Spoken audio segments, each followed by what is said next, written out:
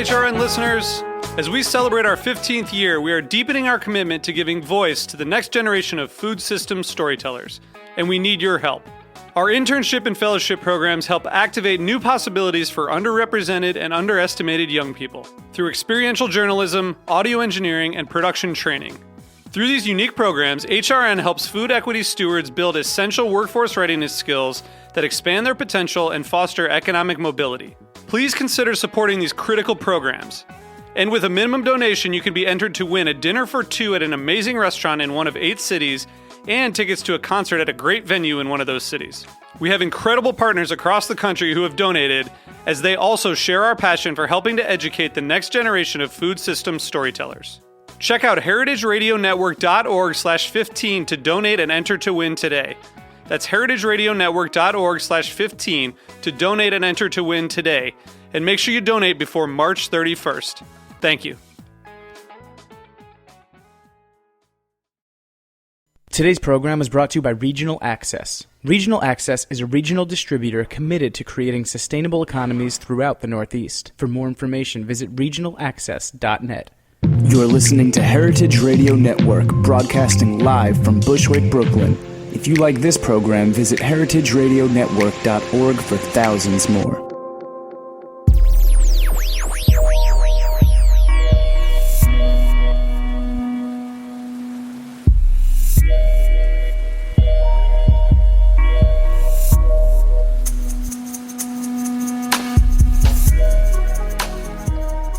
All right. Thank you so much for tuning in to the Heritage Radio Network.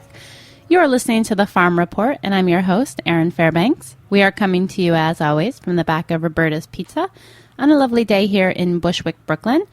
And today we're going to be chatting a little bit about what's been at the forefront of a lot of people's minds over the last couple of weeks, years really, The Farm Report, that's my show, The Farm Bill. With a focus in particular today, we're going to be looking at dairy and dairy markets, and we're joined by our expert guest, Andrew Novakovic, who's a professor of agricultural economics up at Cornell University. Andrew, thanks for making time to chat with us today. Hey, it's my pleasure, and good to visit with you. Well, I want to start at a pretty basic space with a question that might come as a little bit of a surprise. But when we're talking about dairy farmers, I just want to be clear who is and maybe who isn't included in that group. The definition is pretty expansive, probably what most people would imagine. If you are in the business of commercially selling milk and receiving a check from somebody else to do that, you're definitely going to be a dairy farmer. Needless to say that when they write the rules, they use different language, but that's pretty much what it boils down to. If you're you got a place out in the country and you got a cow and you milk it from time to time or you use it in a show, but you're not really commercially selling milk, this program isn't going to do anything for you. But it's not very restrictive. It's I think what you would normally imagine would be the case for somebody who's trying to make a living milking cows. And it's specific to cows, though. It doesn't include, goats or sheep or other milk-producing animals. Oh yeah, very sensible question. It does not. This is a cow program. Got it. So, also kind of keeping things a little general before we tuck in as we're looking at kind of the scope of the things that the Farm Bill covers, maybe you can give us in broad strokes what are some of the main areas within the bill that are going to have an impact on dairy farmers that are kind of the traditional things that you're going to see from year to year? Dairy programs, federal dairy programs, consist or have consisted of 3 big economic price kind of oriented programs, and then several other things that are important but of a different nature, different scale. One of the longstanding, in fact, the oldest of these federal price-related programs is the Milk Marketing Order Program, kind of a complicated program, very pervasive in the U.S. And the Agricultural Act of 2014 basically doesn't do anything with that program. Pretty much leaves it exactly as it is, doesn't touch it. There's not federal money involved. There's no subsidies involved. It's more of a regulatory program. The other two, however, though, were completely tossed in the dustbin and replaced with two new things, one really big new thing and one smaller new thing. The two that were eliminated were called the Dairy Price Support Program and the Milk Income Loss Contractor, or MILC, or sometimes called Milk Program. The Price Support Program was pretty dormant, but the MILC program was fairly active. And under that program, certain farmers on certain volumes of milk could get a check from the United States Treasury when times were bad. Under the new scheme, there's something called the Margin Protection Plan, and when times are bad, certain farmers on certain volumes of milk will get a check from the U.S. Treasury. So in that sense, it's kind of similar, but the big difference is the events, the actions, the thing that occurs that decides whether or not it's a bad time has been redefined, and it's going to be, I think, a much better match with the kind of economic environment farmers are in than was the case when the MLC program was written. And the second thing is a lot more farmers and a lot more milk is going to be eligible for this margin protection plan than was true for MILC. So the new program will pay more and pay more broadly, pay better and pay more broadly than the old program. The other piece, which I characterize as kind of smaller, is something called the Dairy Product Donation Program. And this would be it's kind of an augmentation to the margin protection plan that says if it gets really bad, then we're going to tell USDA to go out and kind of shore up the market by buying certain dairy products for use in food assistance, food donation programs. Again, that only kicks in when the market situation is especially bleak, which may not happen at all in the next 5 years. So that's why I characterize it as kind of a smaller component of this new two-part plan. Got it. So thinking about kind of the dairy industry as a whole in the U.S., maybe you can kind of bring us up to speed on the state of things. I feel like what we've been hearing here at the network, and I think, more from maybe New York State farmers, that there's kind of a push towards consolidation, that dairy farms on the whole are getting larger in the number of heads per farm that they're milking. And my basic understanding is that kind of the major dairy producing states are like California, Wisconsin, Colorado, and maybe New York is somewhere in the top 10. But maybe you can give us a little bit of a lay of the land, so to speak, with regards to kind of average farm size and what we might see if we were kind of taking a trip across the country, how the dairy world might look differently as we're moving from, the East Coast to the West Coast. Agriculture in general, dairy agriculture in particular, doesn't have, kind of the exciting changes that you think about when you think about, plasma TVs and telecommunication and what the latest phone in your pocket is like. But it's been particularly dynamic recently. And for dairy, that's kind of new. If you go back 20, 30, 40 years, dairy farming was kind of a boring story. It was lots of smaller farms that, not that big of a difference in size from the smallest to the biggest. There are farms all over the United States. Every state has a dairy industry. Not a lot of risk in dairy farming. Bad things can happen, but you don't have the risk with weather like you do if you're growing a crop. And returns to farmers, there was a little up, a little down, a good year, not so good year, but not dramatic swings. In fact, that was kind of thought of as dairy's big advantage. You wouldn't make a lot of money as a dairy farmer, but there wasn't much risk, and that's usually how the risk-reward trade-off works. There certainly were trends that go back for a century where milk yields continuously increase. In fact, if you plotted them on a graph, it's almost like a straight line upward. And part of the flip side of that coin is farms. The number of farms would decline, the number of cows would decline, the average size farm would get bigger, and there was definitely a trend, but not one that you'd look at and say, oh my gosh, this is alarming, this is horrible. And by contrast to other parts of the livestock industry, like poultry or beef, the changes were barely perceptible. Nothing at all like the big integration into poultry barns and the gigantic feedlots that we saw in the beef industry. The story in the last 10 to 20 years is quite different. We're seeing an acceleration in the reduction of the number of farms. We're seeing an acceleration not only in the average size of farms, but what defines what a big farm is. I mean, we used to think if you had 1,000 cows that you were milking, that, oh my gosh, that's a big farm. And this was, of course, back when the average size farm was maybe 50 or 60.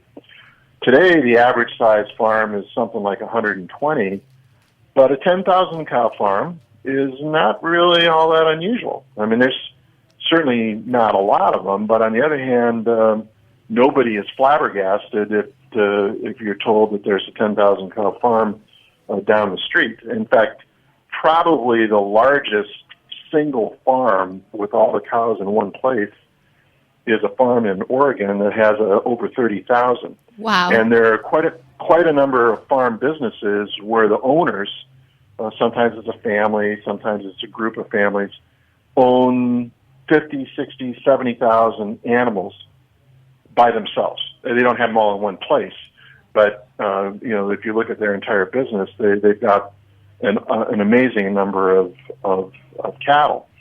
So, our whole notion of what is a dairy farm is really dramatically evolved over the last few years. Every state in the U.S. continues to have dairy farms, but it's by no means homogeneous. The Southeast, where it's wet and hot, isn't a great place to milk cows, and they've declined dramatically. East of the Hudson River, well, actually kind of east of central New York, has declined a lot. Even Vermont, still an important dairy state, has been struggling. There's been a lot of growth in the western United States and even the arid southwestern, Texas Panhandle, New Mexico, Arizona, Central California, Idaho have been big growth areas. But if you look at county level data to get a little more granular feel of it, what's happening is throughout the country there are hotspots where in areas generally smaller than a state, the dairy industry is absolutely flourishing. It's thriving, looking great. And then other parts where it's vacating. So, for example, if we look at the Northeast, things on a state-by-state basis, there's no state that looks like it's doing great. But if you look at the county level, Western New York is as much a hot spot as any of the best places in the United States. It's one of the hot spots of the planet. But Eastern New York and New England and Northern Pennsylvania don't look particularly good. Southeastern Pennsylvania, Lancaster County, is one of the best milk-producing areas in the region, but they've kind of tapered off. And so Western New York in particular stands out as a real hotspot. And there's a few. There's probably 10 or 12 sprinkled around the United States of these intensifying hotspots. And that's kind of a new phenomenon for dairy.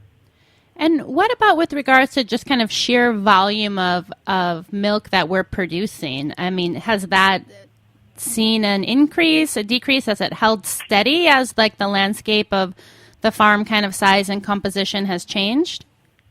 Actually, milk production in total has increased almost on a straight line for the last 50, 60, 70 years.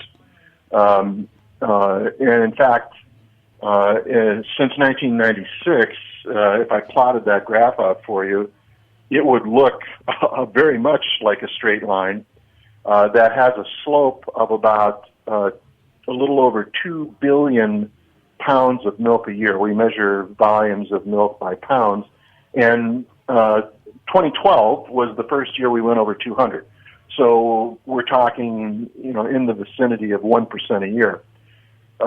This parallels population growth. So basically what's happening is production is kind of growing in proportion to demand. That relationship has been very, very stable. So there's all kinds of action on individual farms, but if you look at the total industry, it's almost a straight trend line. Interesting. So, I'm sorry. It's just like kind of it's like so fascinating to me. Like in general, the milk that we're producing. I also can you give me a sense like how do we categorize milk like after it comes out of the cow? And I'm curious too if that like how that plays out. I mean, because I've heard, Wisconsin or California that most of the milk doesn't go into fluid milk but goes into cheese production. Is there a similar like a mix across the country, or are we seeing that certain areas are like, or counties, I guess, if that's the best way to look at them, are being kind of identified towards certain types of production where the milk is being used for yogurt or cheese or other dairy products, or is it usually kind of a mix within a county? Well, actually, when you look at regions of the U.S., the mix of dairy foods production, how you use milk is really different.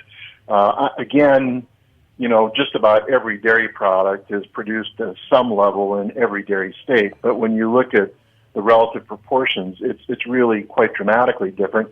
And actually in ways that, make a lot of sense once you kind of think about the underlying factors.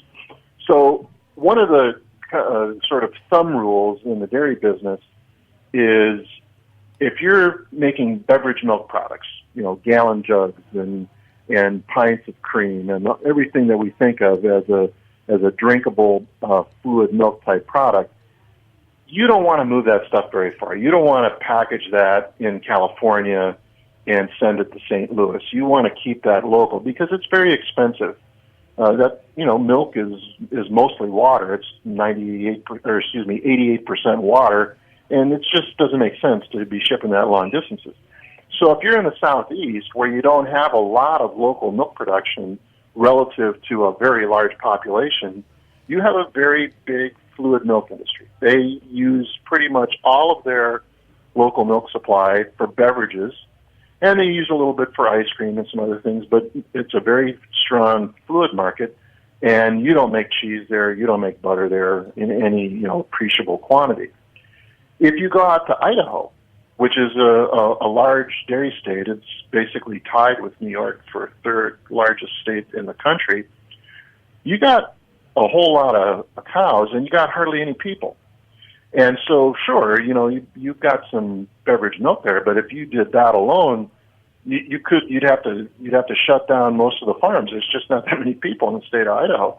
And so Idaho is a gigantic cheese-producing state, one of the largest cheese-producing states on the continent. And that's because cheese is very storable, cheese is very easy to transport, and it doesn't matter. You can sell cheese made in Idaho anywhere in the continent and be competitive.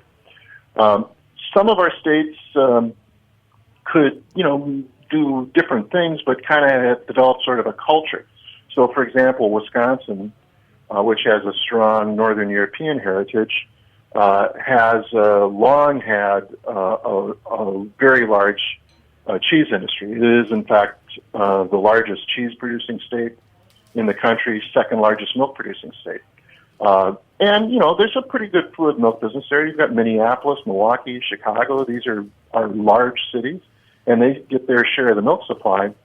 But Wisconsin tends to emphasize cheese production and is very proud of their cheese industry. New York and Vermont, to a somewhat similar extent, historically had a very large and proud cheese industry as well. But they've found over time that it's been a little bit less competitive for them to be making cheese. And what we've emphasized is increasingly is what's called soft products that kind of occupy a space in between fluid milk and cheese in terms of value. So right now the big one is yogurt, but this would also include cottage cheese, sour cream, cream cheese, products that you think about as being a little more fragile, requiring refrigeration, not so easy to move, and probably a little higher margin product. Of course, yogurt is the poster child for that category of products right now, but historically we've been one of the biggest ice cream producing regions in the U.S. And so the Northeast industry tends to tilt a little bit more in that direction. So each region, for a lot of sensible reasons, has a little different mix of dairy foods processing. In the main, they all carry their own weight, but there's different times when the cheese industry is doing really good and then not so good. And of course, we've got this yogurt explosion now, which is very exciting for us, and other parts of the country don't have that at all. So there's some moving parts in that dairy foods industry. And with regards to kind of where the milk is going, I mean, obviously it's moving around the U.S., but if we're looking at kind of exporting of milk, that would be, I'm assuming, as a cheese or a milk powder. Is that a big product of the U.S., or does most of the milk we're producing stay in the U.S.? That's actually a very exciting story for the U.S. dairy industry since we negotiated the so-called Uruguay round trade agreements that gave us the WTO. That agreement was signed in 1996, and if you look at various different measures of what's going on in the dairy industry, you can see perceptible kinks in the lines right around 1996. It moved the needle, if you will. Now, right now, roughly 15% of the milk produced in the U.S. is sold overseas in some dairy product form. But the way a particular dairy food industry participates in that is really different. Fluid milk products, beverage milk products, for example, are almost a non-tradable good.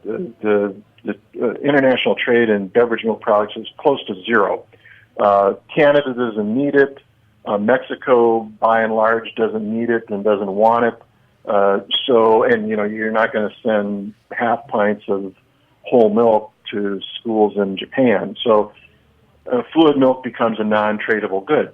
Cheese, a high-value good that we're pretty proud of, is a possibility, but we've got a lot of competition. Europe has an outstanding reputation as a cheese maker. Australia does a pretty good job of making cheese. So our market penetration on cheese, every possible kind of cheese, is somewhere around 6% now. It's something that people in the cheese business are excited about because it's kind of a new thing for them, but in total volume, it's still pretty small. But if you look at, there's a class of dairy products that we don't think of as a consumer product. You don't go to the grocery store to buy it, but it's very useful in food processing, food manufacturing, baking, and these are what the industry generally refers to as powders. So you can have skim milk powder, non-fat dry milk powder. You can have dry whey, which is a byproduct from cheese making. It's a high-protein product. You can have dry lactose, which is the sugar that comes from milk. Those dried ingredients are very useful in a variety of food preparations, and we export between 60 and 75% of what we produce in that category of food products. They're absolutely gigantic for people in those industries as an outlet for sales, and has really revitalized that market. Butter kind of occupies a space in between. We do more with butter than we do with cheese, but not as much as we do with these powders. So I have one more question, then we're going to take a short break, and this is something I wish I had asked earlier, but just with regards to kind of volume of production, I'm curious if you can give us a sense of, are we seeing a shift in the amount of milk we're getting per cow over time, and have there been kind of jumps in that space? Production per cow is actually even more of a straight line than total milk. We have had persistent increases, predictable annual increases in yield going back the same trend line to 1953. There was actually an acceleration in yield during the 1950s that traces to some pretty fundamental animal husbandry techniques. We used artificial insemination to improve the genetic quality of the next generation of cows that were coming along. We did improvements in how we feed them. We did improvements in healthcare programs. And all of that has continued at a persistent linear pace that's really pretty admirable. It's a huge success story for the dairy industry, and that's across the board.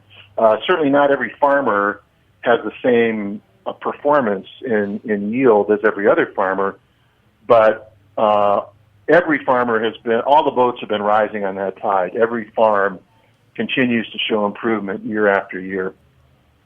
Well, Andrew, thanks so much. We're going to take just a quick break. When we come back, as I promised at the top of the show, now that we have the lay of the land, I want to tuck into a little bit of your response to the Farm Bill that is on its way to the President's desk. So hang tight, folks. We'll be back in just a moment.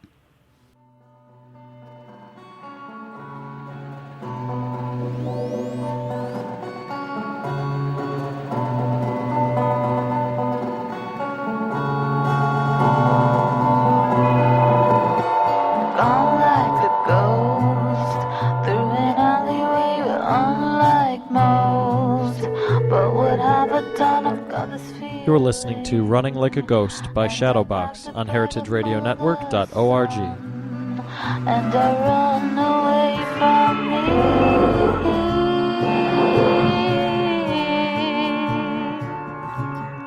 It was all a blur. It was all a mess with thoughts recur. And they manifest. I've got a feeling that I don't know you. I've got a feeling. Today's program is brought to you by Regional Access. Regional Access is a regional distributor committed to creating sustainable economies throughout the Northeast. This community-oriented company was built on a vision of providing ecologically responsible and ethically produced food to area consumers. During a typical week at the Regional Access warehouse, they help move thousands of pounds of natural and grass-fed meat, gallons of farm-fresh dairy, and tons of organic and specialty foods from producer to market. Having been in the distribution business for almost 25 years, Regional Access's experience and knowledge make them uniquely equipped to build out their region's food web. Up in the Finger Lakes, Regional Access will continue to champion the region's bounty and work toward a sustainable food system for the entire Northeast. For more information, visit regionalaccess.net.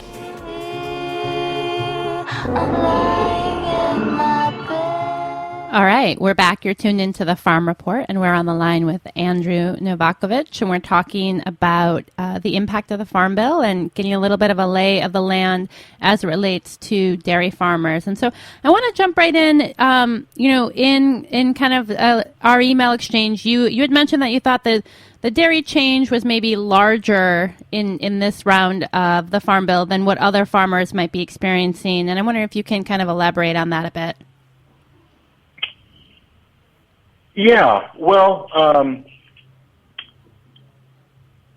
in some ways, you kind of got to look at all the things that occurred and transpired to get us where we were. The Farm Bill path was a pretty tortuous one, and really is at least a 3-year path.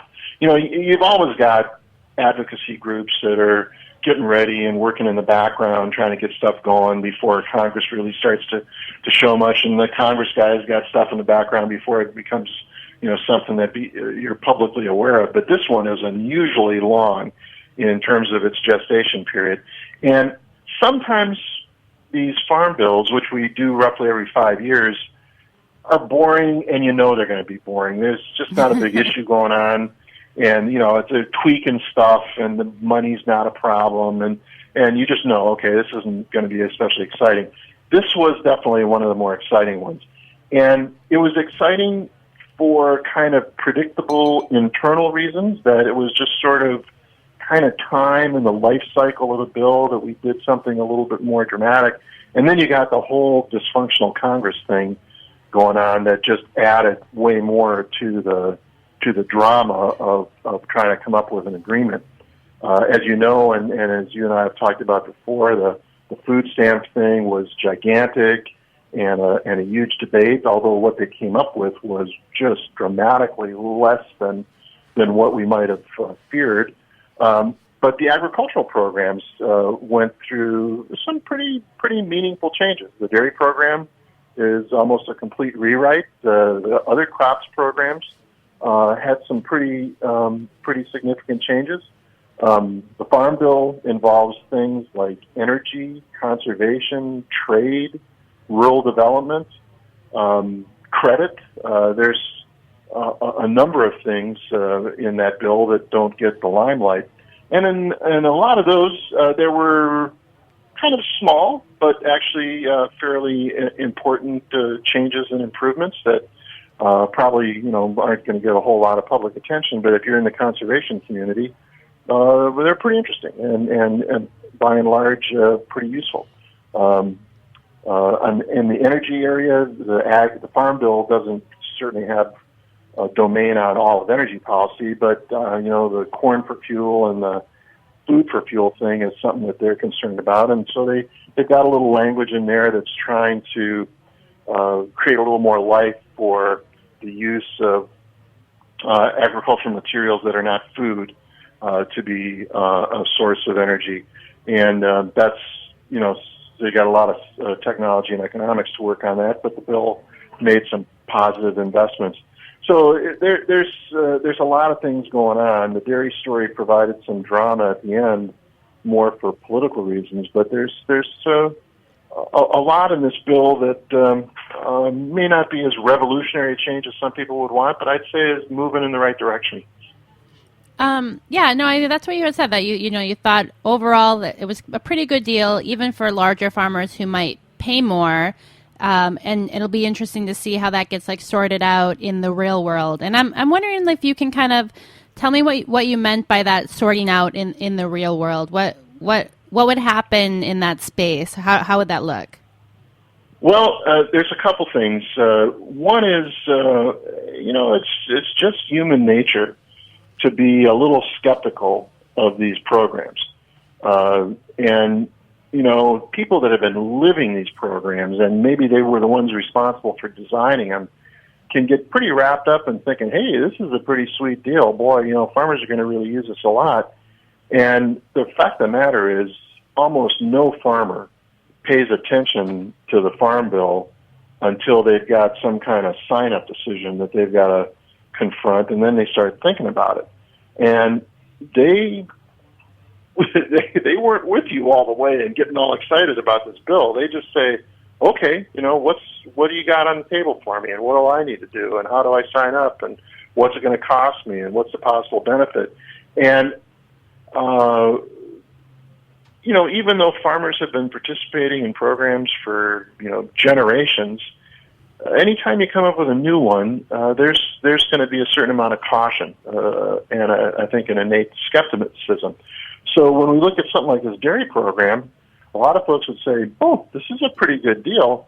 Doesn't mean dairy farmers are going to necessarily see it that way. And so the sign-up may be a little more cautious the first year because let's let somebody else be the pioneer and figure out how this is going to work. And if they have a good experience, then I'll think about it. The other thing is almost all of these kinds of programs, and certainly the new dairy program, have alternatives. There are risks in dairy farming that we never imagined 10 years ago, and this program is going to help with that risk. But there are other risk management tools available to farmers. And while this one the new one seems to be very attractively priced, it's possible that a farmer may say, yeah, well, but actually I'd really rather do this. I've used this other thing before, and I like it, and I think it's flexible, and, whatever their reasons might be. So we don't know how much switching there might be from farms that have been using other tools to pick up this new one, apart from any skepticism that might occur. Right. So it was kind of like, hurry up and wait. We'll see. Yeah. And, sometimes you look at something and you say, man, this thing's never going to get off the beach wilder. But this program clearly has potential, but it may take a couple of years before it really achieves that potential. Well, we're just about out of time, but I want to ask you kind of as we close out, in an ideal world, magic wand kind of situation, I'm curious, how do you think that public policy really should be shaping these kind of market economics? Like, what's like the ideal state of that space? Well, of course, everybody will have a little different idea about that, but I would say there's a couple things here. One is, less than 1% of the United States population is actually engaged in agriculture, actually knows what it's like to grow a crop or to raise an animal. And, in my own personal observation, I think there's a kind of a literacy challenge as the general public tries to get its arms around what makes sense for agriculture. And,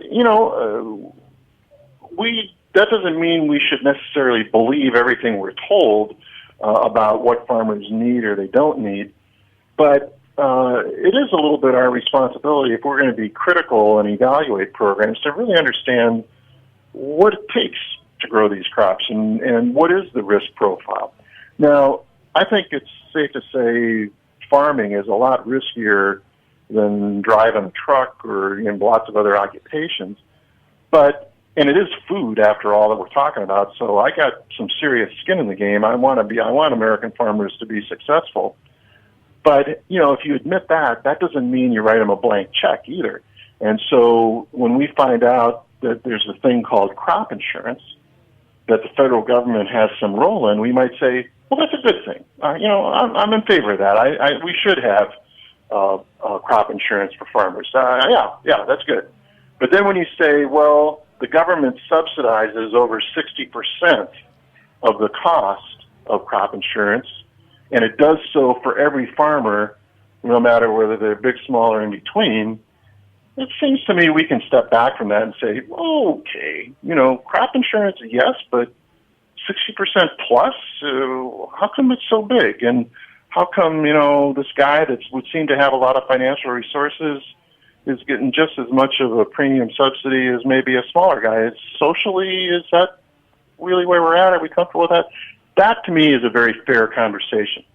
But to just say across the board, we shouldn't be subsidizing agriculture, I think misses the point that, yeah, this is a risky deal, and yeah, it's food. I have a self-interest in making sure that works. Andrew, thanks so much. I hope we'll be able to have you back again soon, because I have just as many unanswered questions as I asked. It was really great chatting with you. Well, my pleasure.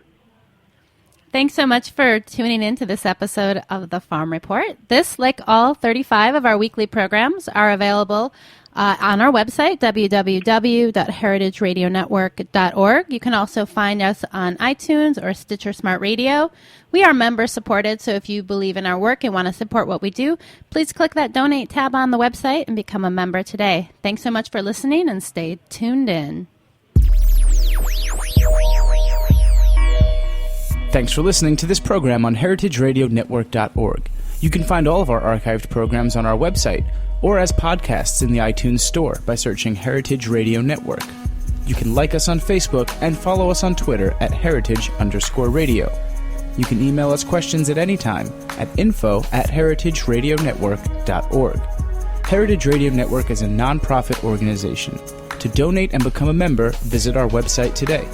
Thanks for listening.